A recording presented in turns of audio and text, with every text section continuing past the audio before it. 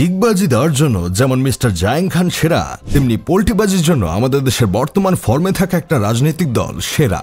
সেই দলের স্থায়ী কমিটির সদস্য সালাউদ্দিন আহমেদ ফ্যাসিস্ট সরকারের পতনের পর বলছিল পৃথিবীতে এক নজিরবিহীন ছাত্র জনতার বিপ্লব হয়েছে, সেই বিপ্লবকে পৃথিবীর সামনে দেখিয়ে দিতে হবে। আর এতদিন পর সেই লোকই মাইকের সামনে এসে বলতেছে এটাকে যদি কেউ বিপ্লব বলে তাহলে আমি দুঃখ প্রকাশ করব। এটি কোনো সামাজিক বিপ্লব নয়, অর্থনৈতিক, সামাজিক, রাজনীতি ও ব্যবস্থা পরিবর্তনের জন্য কোনো বিপ্লব হয়নি। গণতান্ত্রিক অধিকার ফিরে পাওয়ার জন্য এই অভ্যুত্থান হয়েছে। আবার আন্দোলনের সময় মির্জা ফখরুল সাহেব বলেছিল এই আন্দোলনের সাথে আমরা সরাসরিভাবে জড়িত নই, এই আন্দোলনের সাথে সরাসরিভাবে ছাত্ররা জড়িত। তবে ফ্যাসিস্ট হাসুয়াপা দেশ থেকে পালিয়ে যাওয়ার পর আমাদের দেশের সম্মানিত রাজনীতিবিদ মির্জা ফখরুল কাকা 360 ডিগ্রি অ্যাঙ্গেলে জায়েদ খানের মতো ডিগবাজি দিয়ে পোল্টি মেরে বলা শুরু করে দিছিল এই আন্দোলন সফল হয়েছে শুধুমাত্র বিএনপি মাঠে ছিল বলে। এসব দেখলে তো দেলে ভাইয়ের মতো বলতে ইচ্ছে করে, আহা কাকারা কত পোল্টি মারে রে, পোল্টি মারার জন্য বিএনপির কাকারা সেরা রে। এরা যা শুরু করছে কয়দিন পর হয়তো শুনতে হবে 24 সালে কোনো আন্দোলনই হয় নাই। আবার এটাও শোনা লাগতে পারে যে শুধু নির্বাচনের জন্যই 1971 সালে বাংলাদেশ স্বাধীন হয়েছিল। আরেকদিকে দেশ নেতা তারেক রহমান বলতেছে বড় বড় জায়গায় বসে, এয়ার কন্ডিশনের ভেতরে বসে, বড় বড় দামি দামি অফিসে বসে তারা সংস্কারের কথা বলছে।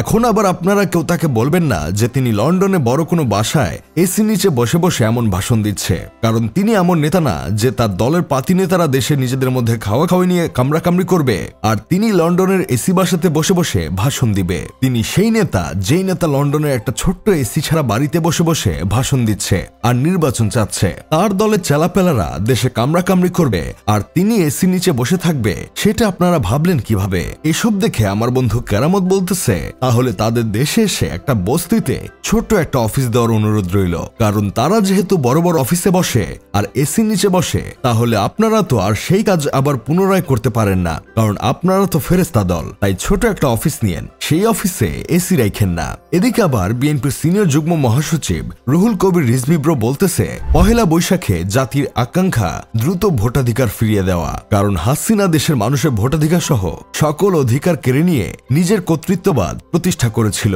ঈদ, পুজো, পহেলা বৈশাখ, শবে বরাত, শবে মেরাজ, শবে কদর, স্টার সানডে, যে কোনো উৎসবের একটাই বক্তব্য, তাদের নির্বাচন চাই, নির্বাচন চাই। এটা কিছু হইল ভাই?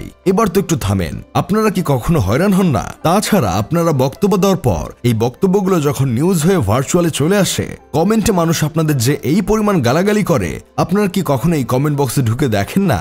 আমার বিশ্বাস দেখলে আর পরের দিন আবার সেম কথা বলা সম্ভব হতো না। আগে একটু কমেডি দেখার জন্য বাংলা নাটক দেখতাম, কিন্তু এখন আর বাংলা নাটক দেখতে হয় না, কারণ আসল কমেডি তো এখন রাস্তাঘাটে আর ভার্চুয়ালে বিএনপির নেতারাই করে। যাই হোক, শেষমেশ আমি গোলাম হোসেন একটা কাজের কথা কই। স্বাধীনতা 54 বছরে 3 বার ক্ষমতায় ছিলেন, তখন দেশের জন্য কি করেছেন একটু জনগণের সামনে তুলে ধরুন, তারপর না হয় নির্বাচন করুন।